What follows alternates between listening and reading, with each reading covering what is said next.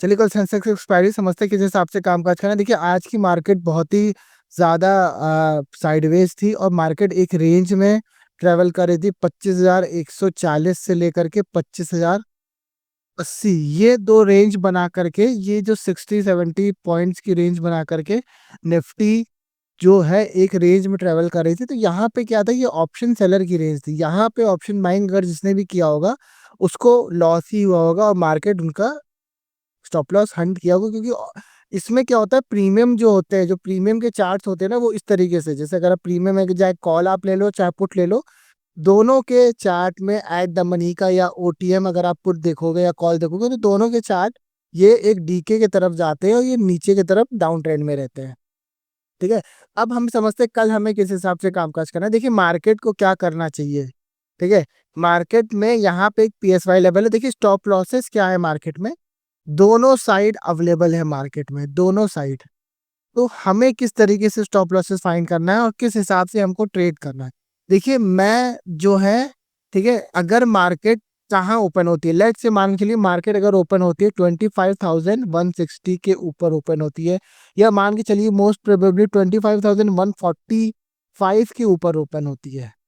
ठीक है, तो यहाँ पे मैं 25,100 के प्रीमियम की कॉल को एक बार ऑब्जर्व करूंगा। क्या मार्केट में ये 25,100 की कॉल में इंक्रीज हो रहा है प्रीमियम। लेट से मान के चलिए 25,100 कॉल 80 रुपए पे बंद हुई, तो क्या ये 100 रुपए या 110 रुपए के आसपास जा रही है मार्केट में।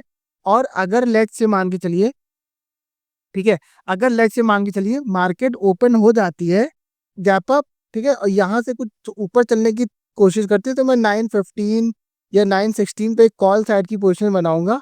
ठीक है, और यहाँ पे छोटा सा स्कैल्प लेकर के 30 40 50 पॉइंट का स्कैल्प लेकर के मैं मार्केट में अपनी पोजीशन एग्जिट कर लूंगा। पहली चीज ये हो गई मेरी ट्रेड। ठीक है, दूसरी ट्रेड, अगर लेट से मान के चलिए मार्केट गैप डाउन ओपन होती है, ठीक है, या मान के चलिए यहाँ पे फ्लैट ओपन होती है, यहाँ से गिरने की कोशिश करती है मार्केट, इस तरीके से नीचे आने की कोशिश करती है, तो यहाँ पे क्या है, यहाँ पे मैं कॉल साइड की अपॉर्चुनिटी ढूंढूंगा। ठीक है, कॉल साइड की ही अपॉर्चुनिटी मैं यहाँ पे ढूंढूंगा। यहाँ पे मैं पुट बाय करने की कोशिश नहीं करूंगा। मैं वेट करूंगा कि मार्केट, देखिए मार्केट खुलेगी, गिरते ही यहाँ पे एक रेड कैंडल बनाएगी इस तरीके से, ऐसे करते यहाँ पे ऐसे कुछ पैटर्न बनाएगी, फिर मार्केट क्या करेगी, अपसाइड जाने की कोशिश करेगी। तो ये पैटर्न हमको कल ऑब्जर्व करना है। क्या मार्केट में ऐसा कुछ पैटर्न बन सकता है, पहले सिनेरियो ये। या तो फिर क्या करेगी निफ्टी, क्या करेगी, ठीक है, निफ्टी क्या करेगी, यहाँ से निफ्टी नीचे आएगी, क्लोजिंग प्राइस से सपोर्ट ले लेगी, मार्केट अपसाइड जाने की कोशिश करेगी। ठीक है, और सेंसेक्स क्या करेगी, अपने क्लोजिंग प्राइस का ब्रेक डाउन कर देगी। देखिए ये सब सिनेरियो कल बन के डेट में बन सकते हैं। ठीक है, या तो सेंसेक्स सपोर्ट ले ले क्लोजिंग प्राइस से, ठीक है, और निफ्टी ब्रेक डाउन कर दे, मार्केट अपसाइड चली जाए, या तो निफ्टी सपोर्ट ले ले सेंसेक्स ब्रेक डाउन कर दे। तो ये 2-3 सिनेरियो आप ध्यान रखिएगा। गैप डाउन में मैं यहाँ पे कॉल साइड की पोजीशन बनाऊंगा अपसाइड के लिए, और गैप अप में मैं यहाँ पे पुट साइड की पोजीशन कब बनाऊंगा, मैं गैप अप में मैं पुट साइड की पोजीशन तब बनाऊंगा जब मार्केट दोबारा इस मेरे रेंज में, मतलब 25,140 के जैसे ही नीचे चलने की कोशिश करेगी, वैसे मैं यहाँ पे पुट खरीद लूंगा। स्टॉप लॉस मैं यहाँ पे 10 15 20 पॉइंट से ज्यादा का नहीं लूंगा मार्केट में, फिर मैं पुट में बैठ जाऊंगा। फिर मार्केट इस तरीके से आके दोनों साइड के स्टॉप लॉसेस फंड कर सकती है, क्योंकि यहाँ भी स्टॉप लॉसेस लगे हैं, कुछ यहाँ भी स्टॉप लॉसेस लगे हैं। ठीक है, तो मार्केट में इस तरीके से हो सकता है, ऊपर खुलेगी तो ऊपर वाले एग्जिट कर लेंगे, फिर नीचे स्टॉप लॉसेस वाले बैठे रहेंगे, नीचे फिर जाएगी, फिर मार्केट एक अपना डायरेक्शन कर सकती है। तो इस तरीके से कल हम निफ्टी में ट्रेड करेंगे। देखिए बहुत ही छोटी रेंज है, ठीक है, कभी कहीं ना कहीं ऊपर नीचे खुलना चाहिए। सेंसेक्स में हम देख लेते हैं, कल सेंसेक्स की एक्सपायरी है। ठीक है, यहाँ पे एक रिटेलर रेजिस्टेंस है 82,720, 82720 ये रिटेलर रेजिस्टेंस है। ठीक है, यहीं पे भी ये सिनेरियो है, मार्केट इस तरीके से आती है, यहाँ क्लोजिंग सपोर्ट लेके इस तरीके से ब्रेक डाउन करती है, फिर यहाँ से अपसाइड जाने की कोशिश करेगी, या तो ये क्या करेगी, यहाँ से 82,000 का ब्रेक डाउन करके फिर मार्केट अपसाइड जाने की कोशिश करेगी 82,500 के कॉल सेलर्स को टारगेट करते हुए। ठीक है, देखिए अगर इस तरीके का सिनेरियो बनता है, लेट से मान के चलिए इस तरीके सिनेरियो बनता है, तो यहाँ से मार्केट क्या कर सकती है, एक अच्छा मूवमेंट अपसाइड के लिए दे सकती है। ठीक है, तो हमें ऑब्जर्व करना है गैप डाउन ओपन होती, क्योंकि यहाँ पे गैप है। गैप बोला जाता है कि मार्केट में मार्केट गैप फिल करने आ सकती है, बट मार्केट में गैप फिल होता नहीं है। ये एक आगे हम समझेंगे, बट ये क्या है कि गैप बहुत पास में है। ये अगर आप देखोगे 82,200 का गैप है, और अभी मार्केट क्लोज हुई है 82,460 के आसपास। तो ये 200 पॉइंट का गैप है, तो ये फिल हो सकता है। तो वो साइकोलॉजी अभी हम नहीं लगाएंगे यहाँ पे, ठीक है। तो ये सब सिनेरियो है। और देख लेते हैं कुछ बड़े टाइम फ्रेम पे क्या सेंसेक्स की एक्सपायरी, कल काफी लोग यहाँ पे एक्टिव होना शुरू करेंगे।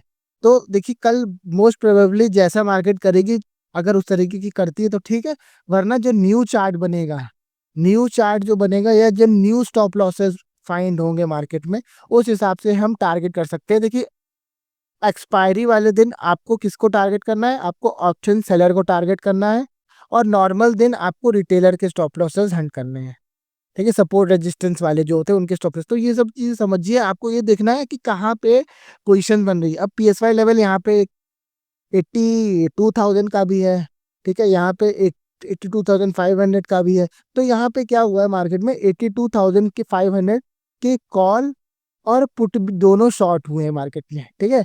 तो यहाँ पे अब एक साइकोलॉजी और मैं आपको बताना चाहता हूँ।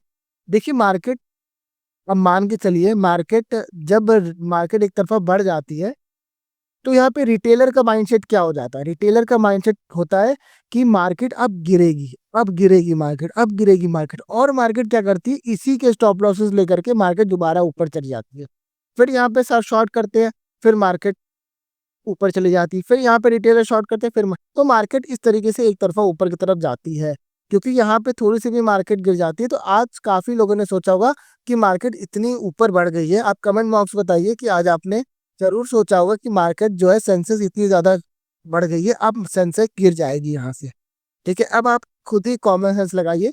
कोई यहाँ पे प्लेयर जो है 81,000 से लेकर के मार्केट को, सेंसेक्स को 82,600 पे लेके आया है, तो क्या मार्केट को ऐसे थोड़ी ना गिरा देगा? वो थोड़ा सा रिट्रेसमेंट आएगा।